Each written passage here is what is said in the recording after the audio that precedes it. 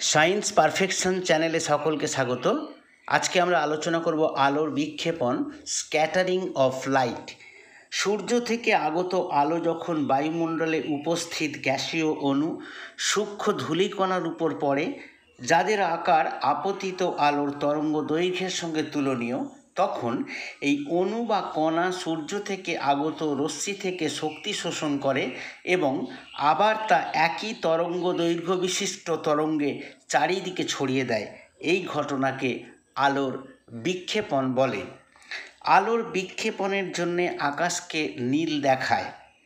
আলোর বিক্ষেপণ সংক্রান্ত বিজ্ঞানী র্যালের সূত্র: আলোর বিক্ষেপণের ফলে বিক্ষেপিত আলোর তীব্রতা সূক্ষ্ম বস্তুর উপর আপতিত আলোর তরঙ্গ দৈর্ঘ্যের চতুর্থ ঘাতের ব্যস্তানুপাতিক।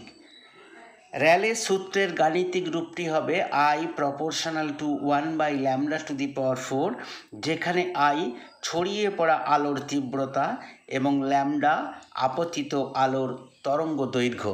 ক্লাসটা ভালো লাগলে একটি লাইক দেবে, চ্যানেলটিকে সাবস্ক্রাইব করবে। ধন্যবাদ।